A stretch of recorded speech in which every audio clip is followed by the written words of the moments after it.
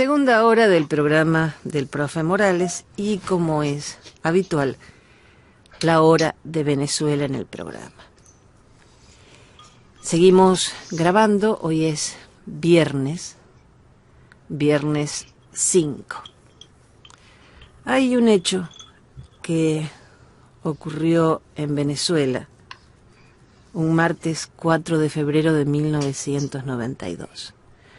Los que no somos venezolanos tenemos una idea de qué pasó ese día, pero quizás si conociéramos un poco más qué pasó ese día, sabríamos por qué llegamos a este hoy de Venezuela. Y nadie mejor para explicarnos que Noel Alejandro Leal. Muy buenas madrugadas, Noel. Buenas madrugadas, Jenny. Buenas noches a todos los que nos escuchan. Buenas noches, profe.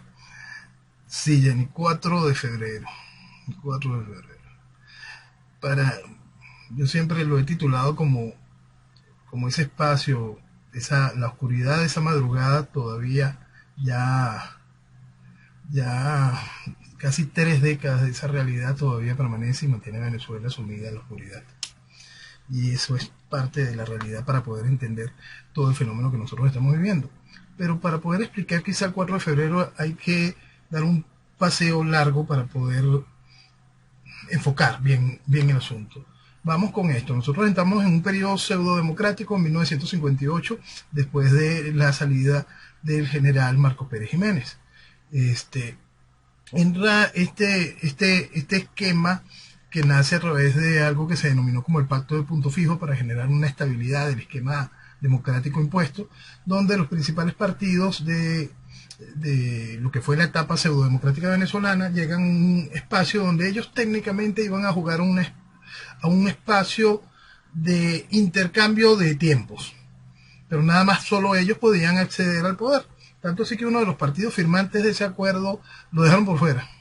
Nada más se quedaron en el juego AD y COPEI durante mucho tiempo. Pues eso siguió caminando y trajo a uno de los protagonistas del 4 de febrero, el primer gobierno de Carlos Andrés Pérez. En el primer gobierno de Carlos Andrés Pérez era una época de increíble bonanza petrolera. El precio del petróleo se desata de una manera impresionante. Estamos saliendo de la guerra de Yom Kippur, que hizo el cambio de la estructura de petróleo. Tenemos el secuestro de los ministros de la OPEP, protagonizado por un venezolano, por Carlos El Chacal. Tenemos toda clase de cosas que hicieron que el precio petrolero se perdiera y entrásemos en el concepto de la Venezuela saudita, la cantidad de miles de millones de dólares que entraban en Venezuela. Eso era durante el gobierno de Carlos Andrés Pérez, que Carlos Andrés Pérez también tenía un deseo megalómano de convertirse en un gran referente latinoamericano, un presidente latinoamericanista. Y decidió no solo abrir las fronteras de Venezuela de una manera que no se debe hacer. Si bien atendimos muchas de las emergencias de nuestros hermanos latinoamericanos en muchos sentidos, también fue en contra del desarrollo de Venezuela. Pero adicional está el hecho del endeudamiento innecesario. En el gobierno de Carlos Andrés Pérez se comenzó a adquirir una deuda absolutamente innecesaria, una deuda enorme, teniendo en cuenta la cantidad de ingresos millonarios que habían por el precio petrolero. Adicional, se cometió la salvajada de estatizar la industria petrolera nacional. Decimos estatizar y no nacionalizar como se vendió, porque no se nacionalizó, se estatizó. Pasó a manos del Estado 3 años antes de que esas concesiones petroleras tuviesen la libertad de volver al Estado, de volver a Venezuela, de poderse nacionalizar de manera real, sin tener que asumir los costos de esa nacionalización a la fuerza, que nos generó más deuda. ¿Okay? Más deuda, y también nos empezó a generar parte de una serie de incomodidades en los conceptos del trato que se le tiene que dar al inversor extranjero. Pasa ese primer periodo de Carlos Andrés Pérez, hay un par de gobiernos en el medio, y vuelve Carlos Andrés Pérez en 1988 a ganar una elección nacional. Vuelve a la presidencia de la República. Este segundo periodo de Carlos Andrés Pérez empieza él a mostrar lo que denominó el gran viraje. ¿Qué era el gran viraje? Lo necesario hacer.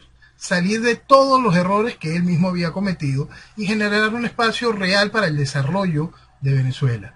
Un proceso de real apertura económica, un proceso de reincorporar las libertades económicas que estaban suspendidas en la Constitución desde 1961. Un proceso que diese la oportunidad del desarrollo de ir hacia un proceso que aquí se denominó descentralización, pero para los que viven en los Estados Unidos es realmente hacer un país federal, pues, y es lo que buscábamos. Nosotros hasta 1992, si mal no recuerdo, nuestros estados no elegían a los gobernadores eran puestos a dedo desde la presidencia de la República. Entonces, justo esa etapa de ese periodo de presidencia de Carlos Andrés Pérez venía con una serie de proyectos muy interesantes para el desarrollo de una Venezuela necesaria a construir, corrigiendo la cantidad de increíbles e imperdonables errores de su primer gobierno. Eso se le denominó el paquete. Las ideas de ese desarrollo económico, de ese cambio de visión, ese gran viraje, se le denominó el paquete económico. Carlos Andrés, que había arrasado electoralmente en 1998 y realmente contaba con un apoyo popular impresionante, hizo su toma de posesión, que aquí se llamó la coronación. Se utilizó una sala de teatro, no se utilizó el Congreso de la República. Para poder hacer la toma de posesión de Carlos Andrés Pérez se utilizó la sala Río Reina de Teatro Teresa Carreño. Y vino medio planeta. Vino Arafat, vinieron cualquier cantidad de presidentes europeos y por supuesto vino Fidel. ¿Y por qué es importante meter a Fidel en este cuento? Porque es el eje de todo el cuento que vamos a desarrollar a partir de esto. En ese mismo momento, estamos hablando de 2 de febrero de 1989, comienza, después de la coronación, el gobierno de Carlos Andrés y comienza el paquete. Estamos hablando de que el hombre estaba recién electo, no tenía 2 meses de ser electo y menos de un mes de gobierno, para que en febrero de 1989, empezando el 27 de febrero de 1989, se desatara lo que fue el Caracazo. El Caracazo se le conoce como una explosión social. El Caracazo lo que fue la activación de una gran cantidad de movimientos de izquierda que encontraron en las medidas económicas necesarias a colocarse en ese tiempo la excusa para poder incendiar Caracas y intentar ponerle una camisa de fuerza a ese gobierno y que no pudiese realizar los necesarios cambios en la estructura económica del país. El Caracazo fue un movimiento político para generar un proceso de inestabilidad final de la estructura de la pseudodemocracia venezolana frente a la crisis que el país aparentemente vivía. ¿El país vivía una crisis? Sí, ¿cómo no? ¿Quieren comparar esa crisis con la actual? No hay ni idea. Es como comparar una ola en el medio del Pacífico con el Everest. La realidad de lo que se vivía en Venezuela en aquel momento era absolutamente subsanable por los caminos regulares y más bien estábamos empezando a tomar el camino correcto para realmente subsanar los problemas. Pero llega el Caracazo. Volvemos a repetir, Carlos Andrés no tenía 3 meses de ser elegido, no tenía menos de un mes de gobierno.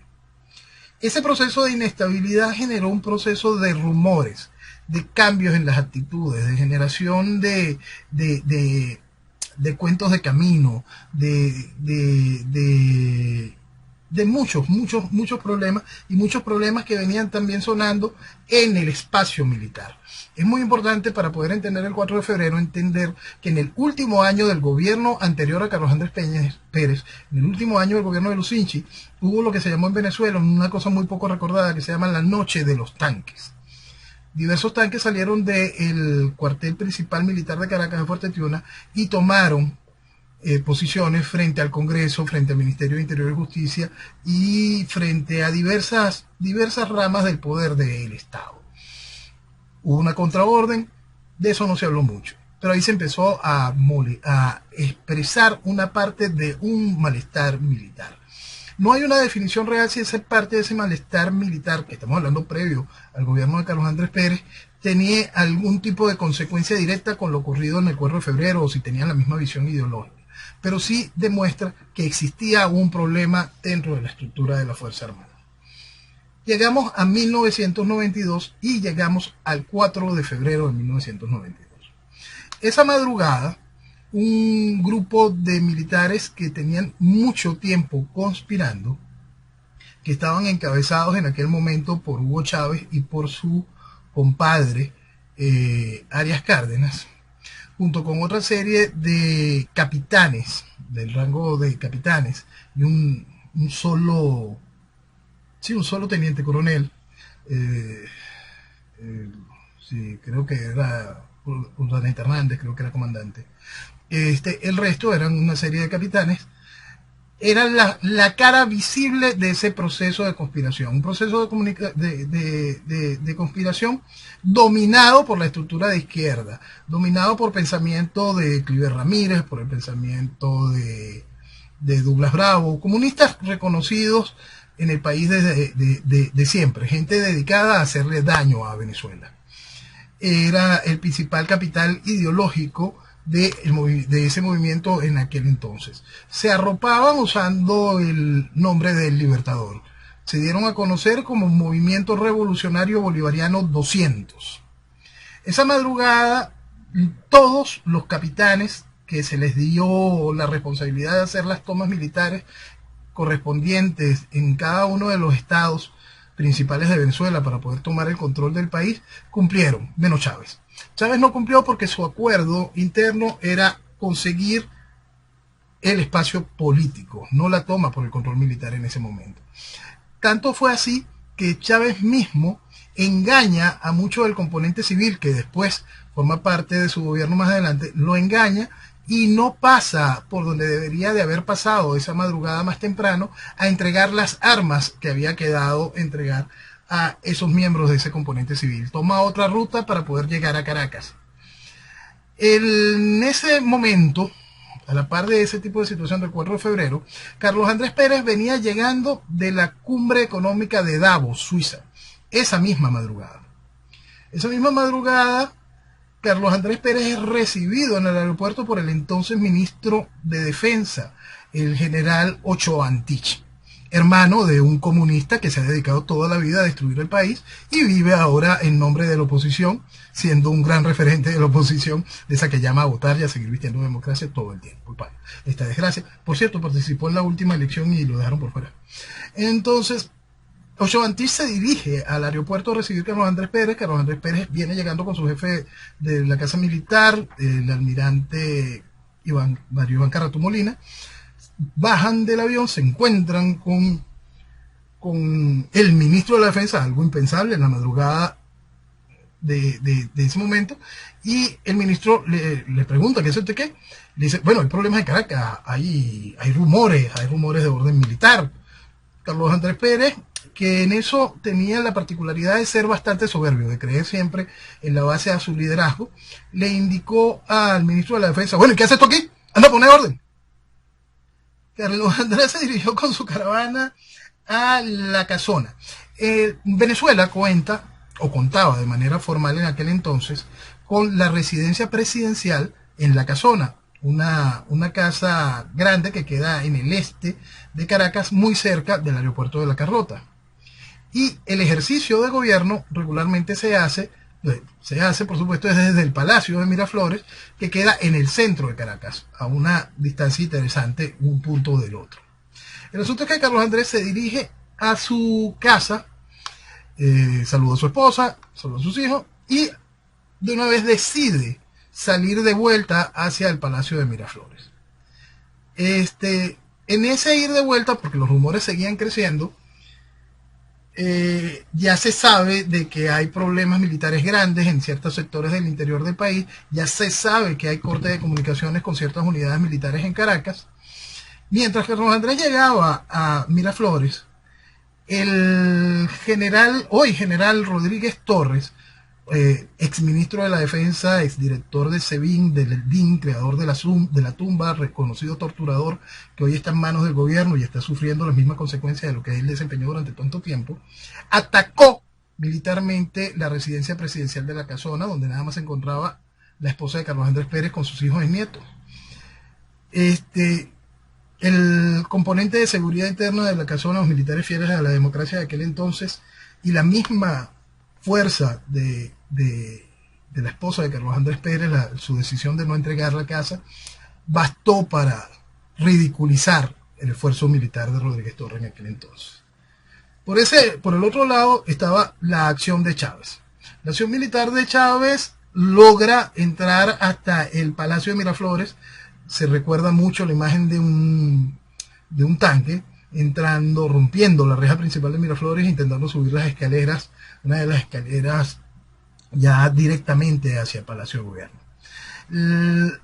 Las unidades militares pertenecientes a eso intentaban hacer la captura de el presidente de la República, Carlos Andrés Pérez, para aquel entonces, y su jefe de casa militar logra sacarlo. Logran pasar a través de ciertos pasillos. Había una foto en aquel tiempo de Carlos Andrés Pérez bajando por unas escaleras con una subametralladora UCI. Parte de la historia venezolana. Entonces logran huir en un vehículo, logran salir de Miraflores y de manera muy inteligente decidieron ir a lo que era uno de los principales canales de televisión del país en aquel momento. Deciden ir a Venevisión.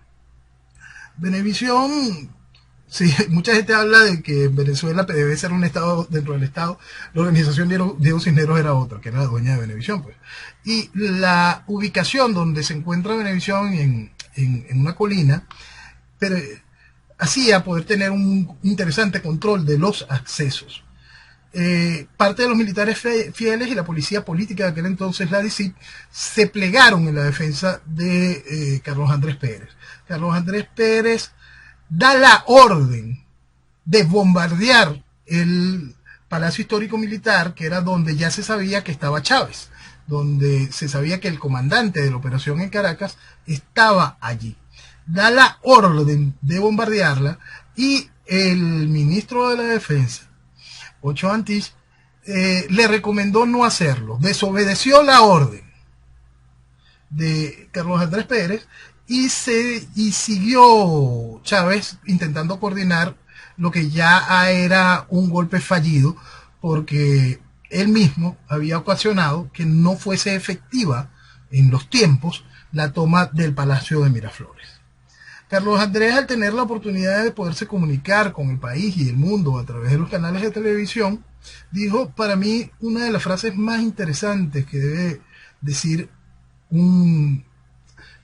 es interesante hacer todo este recuento histórico en esa visión, porque yo no soy para nada amigo de un personaje como Carlos Andrés Pérez. Creo que le hizo muchísimo daño al país en muchos sentidos. Pero Carlos Andrés Pérez en ese momento se comportó como debe comportarse un presidente de la República y un comandante jefe de las Fuerzas Armadas. En televisión dijo de una manera muy clara: les habla Carlos Andrés Pérez, soy el presidente de la República, soy el comandante en jefe de las Fuerzas Armadas y ustedes me deben obediencia. Sinónimo, pasaron unas cuantas horas, se entiende que a través de distintas negociaciones militares para evitar el supuesto bombardeo por parte de las fuerzas leales a la democracia contra Chávez, Chávez decide rendirse. En esa decisión de rendirse se envía un equipo de altos negociadores de orden básicamente militar a buscarlo. Carlos Andrés da la orden directa de que se le grabe un mensaje para poder terminar de calmar al país. Se le grabe para ser transmitido por televisión un mensaje donde hablara de que él se entregaba y se rendía. Esa orden también es desobedecida y se hace una transmisión en vivo, auspiciada por ese ministro de la Defensa. Es importante recordarlo. Entonces, para los que creen que aquel cuento era solo una capitanada, ¿ok? Eso es muy importante recordarlo. Entonces, Chávez sale en vivo Él mismo reconoce que no se pudieron, felicita al resto de los conspiradores, que él no pudo hacer la toma de Caracas, da aquella frase que le hicieron famosa los medios de comunicación, porque Chávez fue simplemente un producto generado por los medios de comunicación. Por ahora. Entonces, por ahora no hemos podido tomar el poder. El golpe de Estado termina de morir en esa hora, en ese momento. Es importante también, como punto interesante, recordar que desde el Museo Histórico de la Planicie, donde hoy es el Panteón, el cuartel de la montaña, donde está, donde le rinden culto a Chávez, del Museo Histórico Militar de la Planicie, lo que era el Museo Histórico Militar, a Fuerte Tiuna, con el país paralizado como estaba, eso sería un trayecto de menos de 20 minutos. El asunto es que en el vehículo donde iba Chávez, ese traslado fue de más de 3 horas. Sería muy interesante hacerse muchas preguntas sobre todo lo que se comentó durante ese traslado, para que saliera ese mensaje con ese por ahora. Todo ese acuerdo y esa transmisión en vivo generó una serie de problemas adicionales en el orden de la opinión pública, ¿no? Si bien el liderazgo de Carlos Andrés se había consolidado y se había demostrado un proceso de respeto hacia las Fuerzas Armadas, a pesar de esa fisura de haber traído ese golpe de Estado, dentro de la misma Fuerza Armada continuaba el problema. El problema fue tan grande que fue muy difícil iniciar el juicio militar contra Chávez. Era realmente un proceso bien complicado. Durante ese tiempo, si colocamos eso como fecha el 4 de febrero, esa madrugada tomó la oscuridad del pensamiento, nubló para siempre el pensamiento político y el pensamiento de la esencia de lo que debe ser Venezuela, y quedó de una vez sumida dentro de la estupidez revolucionaria. Entonces, el 4 de febrero tiene una consecuencia, que es el 27 de noviembre de ese mismo año. El 27 de noviembre hay otro intento de golpe militar, ya con una participación más completa por parte de la Fuerza Aérea y por parte de la Armada. El golpe en sí no era protagonizado por Chávez, era protagonizado por en aquel momento un almirante, el almirante Gruber Odremán, el cual le hacen trampa. El almirante Gruber Odremán había enviado hasta un video donde él hablaba sobre el tipo de gobierno que iba a montar y todo lo demás, pero como ese movimiento del almirante Odremán del 27 de noviembre y del general Visconti de la Fuerza Aérea del 27 de noviembre estaba infiltrado por el movimiento revolucionario chavista, le cambiaron el video, pusieron un video de Chávez grabado a escondidas en la prisión, y salieron unos videos realmente vergonzosos. Ahí se conoció al gordito de la franela rosada, se conoció la masacre que protagonizó Jesse Chacón, matando a todo el mundo en el Canal 8, canal del Estado que fue tomado para poder ejecutar esa transmisión. Se vio lo salvaje que podía ser el proceso revolucionario, se vio su carácter criminal, se vio sus ansias de sangre, se vio cuál era el material, la materia prima de lo que era esa estructura revolucionaria. Era todo pútrido, una cosa realmente asquerosa. Todo lo que salió en cámara era un efecto tan espantoso que la sociedad de aquel tiempo, que esto es importante tomarlo en cuenta también, cada uno de los mensajes, tanto de Chávez como los otros mensajes que salieron en ese momento en cámaras, pedían que el pueblo saliese, que la calle saliese a respaldar este movimiento. Nadie salió. En aquel momento todavía el país tenía algo de decencia, y viendo algo tan asqueroso sintió repudio y nadie acompañó esa gracia.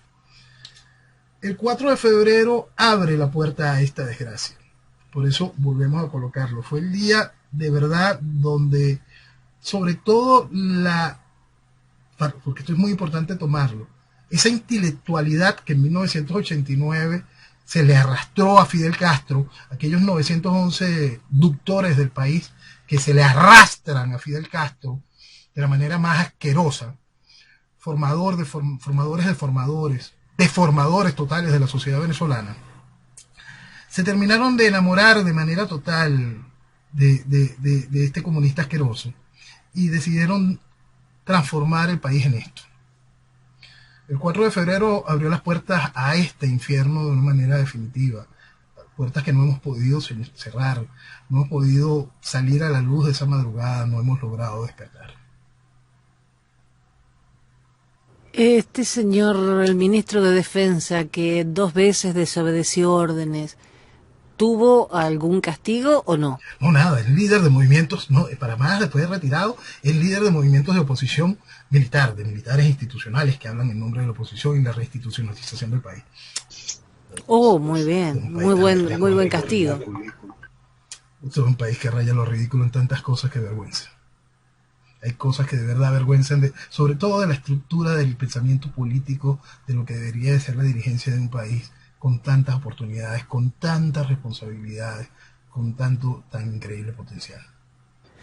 ¿Este primer intento de golpe de Estado fue creación de Chávez o él fue un personaje que supo aprovechar la situación? Bueno, ahí hay mucho que ver desde el inicio de lo que era aquel movimiento revolucionario 200. Ahí habían otra serie de componentes aparte de Chávez en aquel entonces. En 1989 es asesinado uno de los protagonistas de ese evento, es asesinado el que se le conocía como el Catira Costa Carrés, hermano de otro vergonzoso general del chavismo, que tenía, según los entendidos de aquel entonces, otro tipo de visión política e ideológica y representaba el verdadero liderazgo de ese movimiento revolucionario militar. Lo que pasa es que ahí hay que entrar en todo un proceso para poder entender lo que sucedía. Llevábamos años de penetración revolucionaria dentro de la estructura militar. La estructura militar estaba siendo permeada por diversos movimientos que habían nacido a través de las Fuerzas Armadas de Liberación, la FALM, y una cantidad de movimientos todos comunistas, todos financiados por Fidel Castro, que estaban generando un proceso dentro de la Fuerza Armada muy, muy incómodo.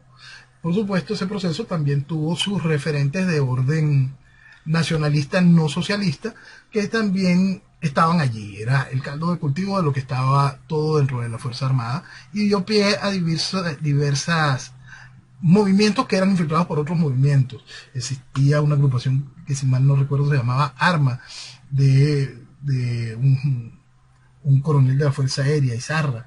Ese era el principal prospecto militar para poder hacer este caos.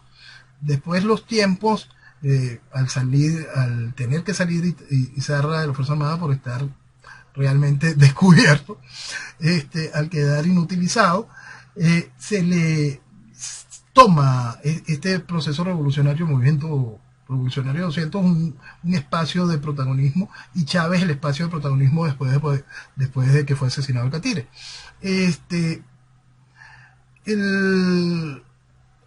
Por órdenes de jerarquía, el que debía haber liderado el movimiento por tiempo, por antigüedad militar, en ese caso era su compadre Arias Cárdenas, que hizo el trabajo de la toma del Estado Zulia. Se aprovechó el tiempo, se aprovechó el momento, se aprovechó el trabajo hecho en 1989 de ese Caracazo, se aprovecharon una serie de oportunidades, se aprovechó el hecho del ataque constante y merecido e inmerecido a la democracia de aquel entonces. Se aprovechó el hecho de la realidad de que estábamos también bajo un gobierno ADECO, y los ADECO son un cáncer que ha producido todo el desastre de la nación, desde el fin del gobierno de Pérez Jiménez hasta la llegada de Chávez y el mantenimiento del proceso socialista. Raúl Isaías Baduel también estaba en el movimiento bolivariano revolucionario 200. Sí, todos sus compañeros se refieren a que el hombre se comportó como una gallina y no participó. Baduel es precisamente, volvemos al caso de Urdaneta Hernández. Urdaneta Hernández, pues todos estos son compadres, ¿ok? Chávez es compadre de Urdaneta Hernández y Baduel son compadres de Chávez, Arias Cárdenas es compadre de Chávez, el otro gobernador de Bolívar también lo era, y así. Entonces, es Urdaneta Hernández quien le habla a Chávez. Sí, el compadre tuvo miedo, pero no, el tipo es bueno, el tipo es de los nuestros. Y Chávez le dio otra oportunidad, llevando en su momento a Baduel hasta el cargo de comandante de la brigada de paracaidistas que queda en el estado de Aragua. Y es bien importante hacer mención de ese punto, porque ese era el cargo que tenía Chávez cuando dio el golpe en 1992, ese 4 de febrero. Es importantísimo para que la gente tenga noción. La carrera militar de Chávez siempre estuvo protegida. Hubo denuncias claras sobre que el tipo se estaba tratando de adoctrinar y tratando de pescar estructuras militares jóvenes dentro del proceso militar. Habían cualquier cantidad de denuncias. Chávez había sido desplazado varias veces a zonas militares donde le pudiesen cortar su influencia, pero siempre tuvo una protección por parte de un sector militar en altos rangos que lo fueron llevando, y aún sin tener el mínimo necesario para poder ostentar el cargo de comandante de una sección tan importante como la Brigada de Paracaidistas del estado de Aragua, se le fue otorgado para la fecha. Después Chávez llevaba a Baduel en ese cargo. Justo para las fechas del 11 de abril, Baduel se encuentra en ese cargo tan delicado. ¿Por qué Caldera los dejó en libertad a todos? Ok, esto es un punto muy importante. Esto es un punto muy importante porque es también parte de la conspiración de ese día. El 4 de febrero tuvo mucha más gente de lo que lo sabía, de lo que la gente cree. Y, por supuesto, como ya habíamos dicho, de cómo Chávez había dejado por fuera a varios de sus camaradas civiles en la misma madrugada del 4 de febrero, también otras estructuras civiles estaban en total conciencia de lo que estaba sucediendo. Y entre ellas, el caso es Rafael Caldera. El 4 de febrero, esa misma tarde, hay una reunión de emergencia, una asamblea de emergencia en el Congreso de Venezuela. Carlos Caldera, para aquel entonces, es senador vitalicio. Nosotros en la anterior constitución teníamos la figura de que los expresidentes de la República pasaban a ostentar el cargo de senadores vitalicios. Caldera tenía ese estatus. En esa presentación del Congreso, una plenaria transmitida en vivo por televisión, hay tres sucesos fundamentales. El primero, un adeco, el senador, si no me equivoco, para aquel entonces, David Morales Bello, en un discurso que, si se escucha el discurso completo, la gente tendrá muchísimas interrogantes, suelta de repente: muerte a los golpistas. Ciertamente lo que cualquier sociedad decente hubiese hecho era fusilar a Chávez y su estructura. Pero eso dio pie a un discurso de Caldera elaborado con mucha premeditación, con mucho arte. Un discurso donde venía a lavarle la cara a todo ese movimiento, enmarcándolo en una necesidad social. Caldera, que venía del Partido Social Cristiano Copey, el supuesto partido contrario a la visión socialista, Caldera genera un discurso donde técnicamente lleva a los altares a ese movimiento y a ese noble e insigne líder Hugo Chávez. El otro representante que también dio un discurso que es válido analizar y recordar fue uno de los camaradas que se quedaron sin las armas de ese día, Aristóbulo Istúriz. Aristóbulo, que durante el chavismo ha detentado desde la presidencia, la vicepresidencia de la República y el Ministerio de Adoctrinamiento, es decir, el Ministerio de Educación, la gobernación del estado de Anzoátegui, entre otros tantos cargos. En aquel momento también da un discurso ensalzando las virtudes de los golpistas. Caldera, bajo la promesa no dicha, pero sí casi que certificada, ofrecía concederle la libertad a Chávez si él era elegido presidente. Ya estamos hablando del proceso electoral de 1993, de diciembre del 93. Es muy interesante, que es un punto muy importante para esto. El gobierno de Carlos Andrés Pérez, que empezó en 1989, que vive el Caracazo de 1989, que vive las dos intentonas golpistas de Chávez del 92, Carlos Andrés es destituido por un juicio interno por malversación. Carlos Andrés es destituido por el uso de la partida secreta venezolana que fue usada para la defensa de Violeta Chamorro en Nicaragua. Parte de ese dinero fue usado allí de manera ilegal. Pero aquí nunca se destaparon las cosas que se hacían con la partida secreta, solo en este caso. Y Carlos Andrés Pérez fue llevado a un proceso de antejuicio, el cual contó con los votos del Partido Acción Democrática, su partido, para que Carlos Andrés fuese enjuiciado por la Corte Suprema y se viese obligado a dejar el poder. El gobierno lo culminan de una manera muy especial a través de una selección que no tenía ningún tipo de razón dentro del marco de la Constitución. De repente, un reconocido periodista, un decano del periodismo venezolano, que en aquel momento era senador, el doctor Ramón J. Velázquez, llega al cargo y se carga la presidencia de la República teniendo una cantidad de bemoles allí. Pero el asunto es que al terminar esa campaña,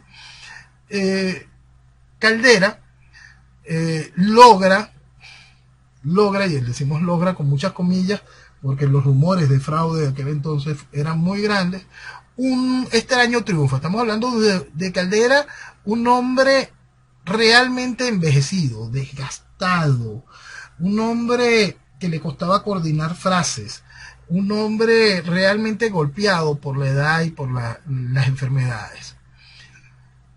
Logra obtener el triunfo electoral y hace lo que se sabía que iba a hacer, pero de la manera impensable dentro de nuestro sistema de justicia. Si bien ya Chávez contaba con un respaldo popular y la campaña de Caldera tenía ya ese compromiso de otorgarle la libertad, Caldera en ningún momento buscó que se le hiciese el juicio a Chávez para poderle otorgar un indulto, que era algo muy importante, porque de acuerdo a nuestras leyes, si la persona es sentenciada de la manera como lo hubiese tenido que ser sentenciado Chávez, no hubiese podido tener ningún tipo de participación política futura. No, Caldera lo que hizo fue darle sobreseguimiento al juicio, no indultó a Chávez, simplemente anuló el juicio. Y con eso, toda la gente que murió, toda la destrucción, todo el ir contra la Constitución, la democracia, todo eso simplemente pasó por debajo de la mesa. Chávez pasa, no pasó nada. Chávez y su grupo pasan menos de 2 años, 2 años y algo en prisión. E inmediatamente Chávez, ¿a dónde va? A La Habana, a certificar la entrega de Venezuela al manto oscuro del comunismo. En Venezuela Vetada pueden encontrar el discurso de Chávez en La Habana. Quien lo vio en ese momento, quienes vieron ese discurso durante el tiempo, ese discurso corrió bastante durante el tiempo de la campaña de Chávez en 1998, quien vio ese discurso, más allá de los que tenemos sentido crítico, de lo que entendemos que es el socialismo, de lo que entendemos lo que es el comunismo, de lo que entendemos lo que es la necesaria institucionalidad de un país, de lo que sabemos distinguir de manera sencilla dónde está el bien y dónde está el mal, más allá de eso, por eso es que vamos a un punto muy importante con respecto a todos los que se dan golpes de pecho y participaron en el chavismo, y participaron de manera directa. Es decir, si participaron de manera directa, vieron ese discurso. Son cómplices absolutos de la destrucción de Venezuela.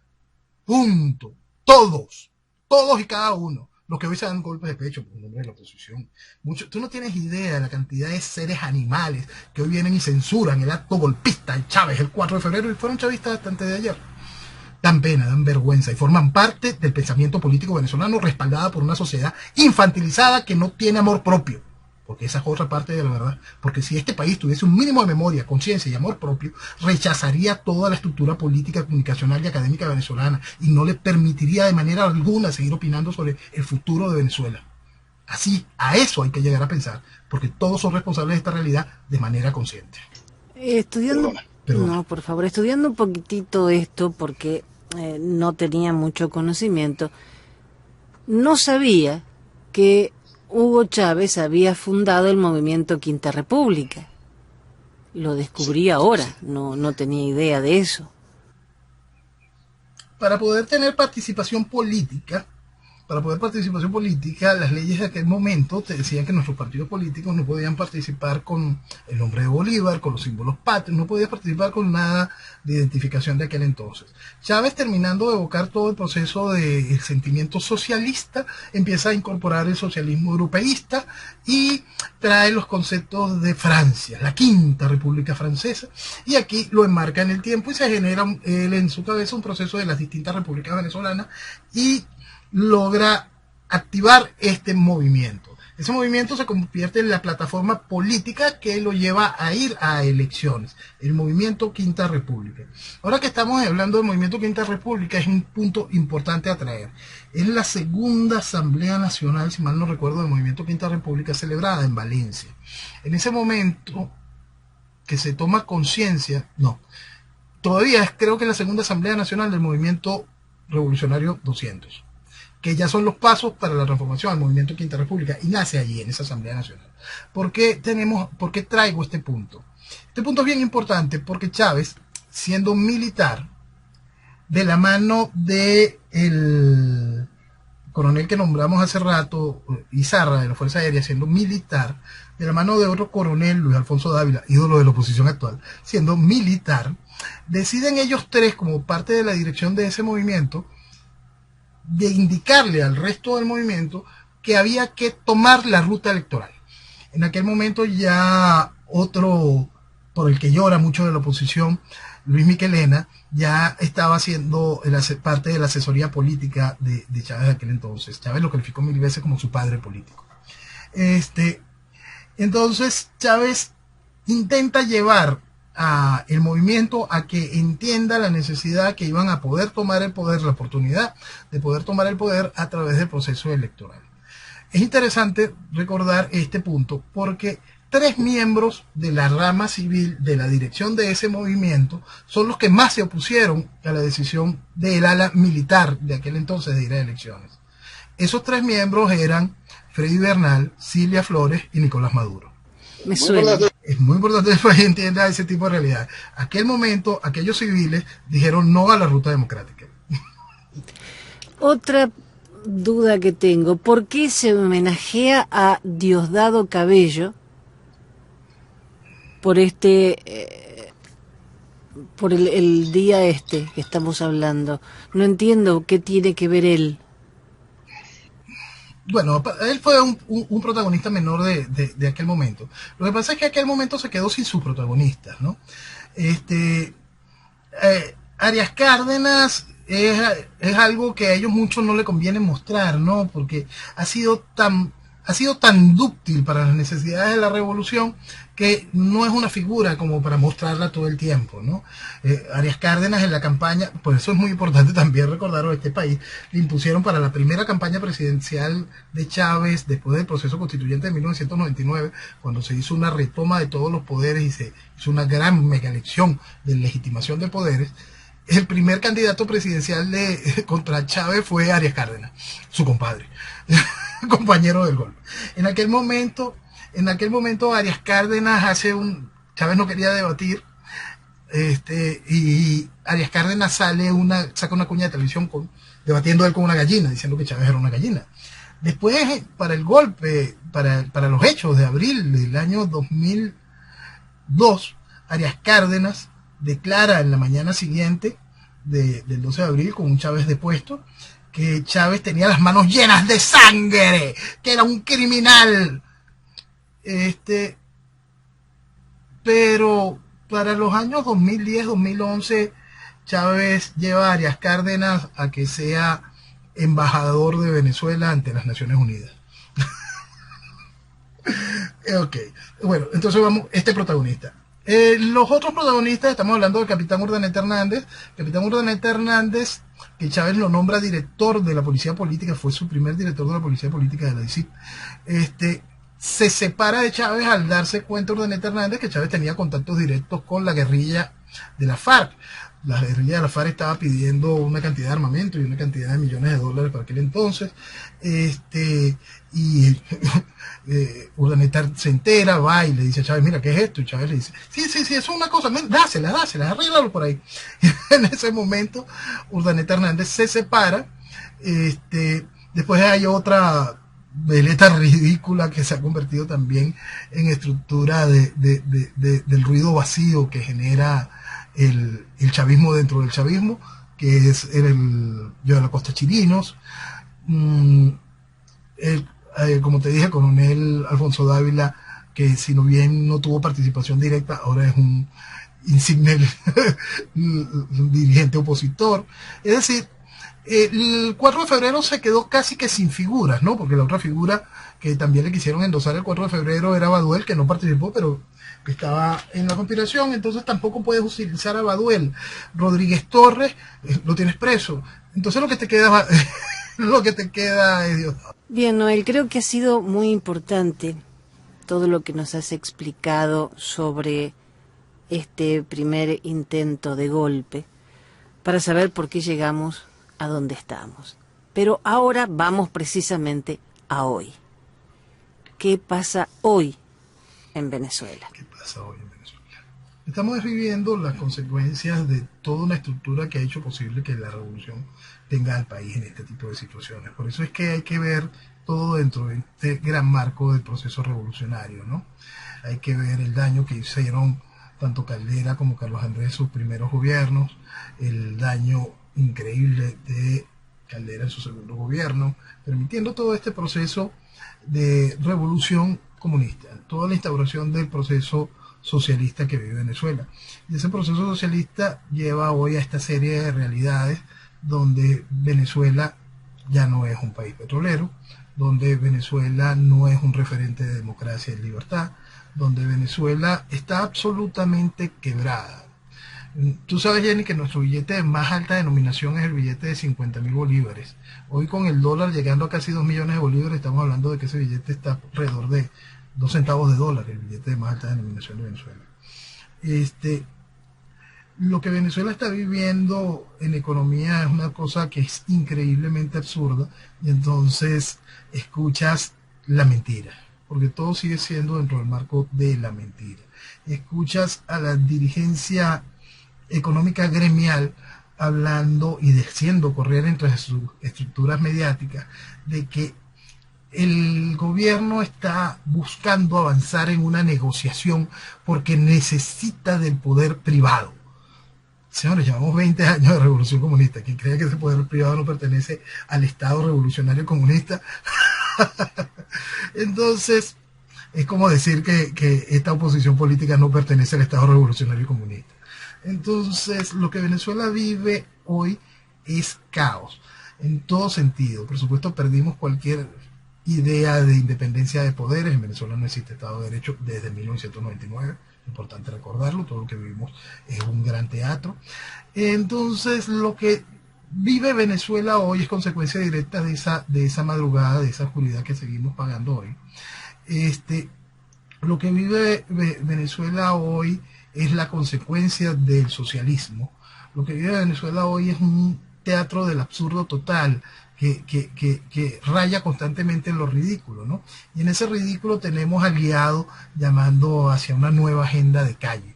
Tenemos técnicamente la imposición por parte de la comunidad internacional, sobre todo la europea, y pronto lo sentiremos de manera directa por el gobierno de Biden, la imposición de esa estructura de oposición como referentes de algo. Y decimos referentes de algo porque el desgaste es una realidad, no son referentes absolutamente nada, son como lo que decíamos desde el principio, son la nada, un chiste. En aquel tiempo todavía el país no terminaba de comprenderlo, pero ya el país ha entendido bastante de qué va este cuento. El asunto hoy es que este país que está viviendo esa serie de realidades a consecuencia de el 4 de febrero, este país que no tiene soberanía, no tiene economía, no tiene salud, no tiene comida, no tiene nada de lo lógico de lo que es natural en un país. No estamos hablando ya ahí de lo que es Venezuela, sino de lo que es un país. Este país se está preparando para seguir la conseja impuesta desde Europa, comprada y vendida ahora por Europa de que la vía de la solución de Venezuela es electoral, negociada electoral. Y ahí vamos a un par de puntos con respecto a lo de negociada y electoral. Yo siempre insisto que parte del hecho de estos cuentos de negociación y justicia transicional son viables, son negativos. Una cosa es lo negativo, otra cosa es lo viable. Son viables en el concepto de que si tú eres un movimiento guerrillero, tú eres un movimiento terrorista, tú eres un movimiento de lo que sea, y quieres el poder y logras sublevar a un pedazo de la población y logras demostrar que tienes poder de fuego, que el gobierno en sí no puede funcionar de manera regular mientras tú estés presente, ahí se puede llegar a un proceso de negociación que trae la desgracia como la que vivió Venezuela, pues trae la desgracia de pacificar a una partida de criminales. Si no lo pudiste destruir militarmente. Venezuela sí lo hizo. Caldera en su primer gobierno lo que hizo fue darle estatus político a los criminales, igual que Santos en Colombia. Bueno, el asunto es que pretender hoy que los criminales que están en el gobierno van a ceder a un tipo de negociación política para conseguir una serie de prebendas y un exilio dorado en España, donde puedan disfrutar de los miles y miles de millones que se han robado y tener el estatus político suficiente para poder volver a llegar al poder por vías democráticas, entiéndanlo, no lo van a hacer, tienen el poder. Es distinto cuando el criminal no ha logrado el poder y se lo vas a dar, vía democrática. A través de los procesos de negociación. Pero cuando el criminal es el que tiene el poder, todas y cada una de estas ofertas de negociación, como las propuestas para ir hacia un proceso de elecciones limpias, lo único que viene es a garantizar la vestimenta democrática del criminal para que siga manteniendo su ejercicio de gobierno. Entonces, lo más increíble de todas y cada una de estas cosas es que este país, que está tan huérfano políticamente de liderazgo, que encuentra hoy esta gran concertación de lo imposible para seguir manteniendo al país destruido, no encuentra cómo despertar, porque se le ha hecho demasiado daño, se le rompió la lógica al venezolano en todo sentido. Y el asunto es muy sencillo para recomponerlo. Entiéndalo, todo lo que nos trajo hasta aquí, todo lo que nos mantiene aquí, hay que dejarlo atrás. Euronews hizo un informe muy interesante de la ruina de Venezuela. Dice que en 7 años perdió el 98,6% de sus ingresos. La producción de petróleo cayó un 70% en 4 años. Y hay un 79% de pobreza extrema en la población venezolana. Logros del socialismo. Logros del socialismo. Logros del socialismo.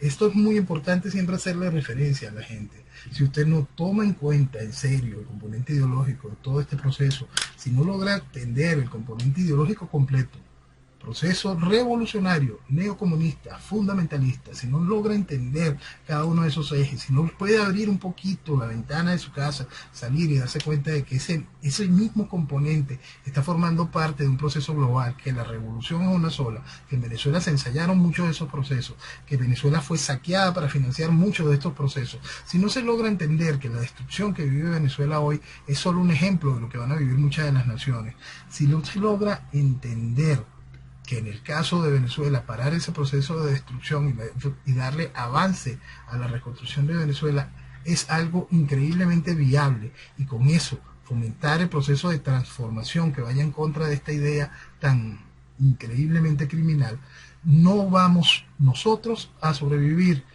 pero lo que viene mañana para afuera es simplemente la repetición de lo que Venezuela ha vivido. Este martes, el Departamento del Tesoro de Estados Unidos emitió una licencia que exime de las sanciones impuestas a Venezuela algunas transacciones para operaciones ordinarias de puertos y aeropuertos. Y así empezamos. Así empezamos porque, recordemos, desde el principio del 2019 nosotros explicamos que la llegada del guiado venía a cumplir 2 misiones fundamentales: la reinstitucionalización de la tiranía y la aceptación internacional de la particular forma de gobernar de la tiranía. Este es otro de los puntos.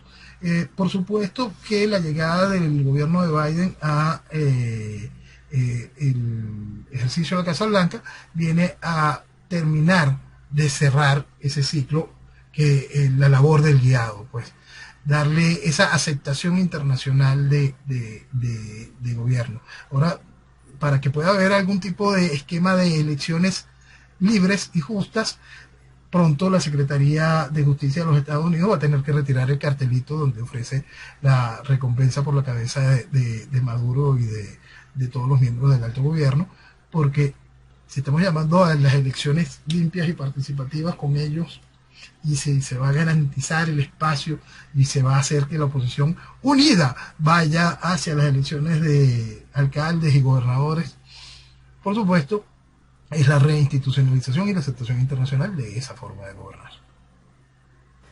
Noel, gracias por tu tiempo, gracias por esta hermosa lección de historia que nos has dado para despertar al que todavía no sabe por qué hoy Venezuela está así. Nos reencontramos, Dios mediante, la próxima semana y viva Venezuela. Que viva Venezuela. Muy buenas noches.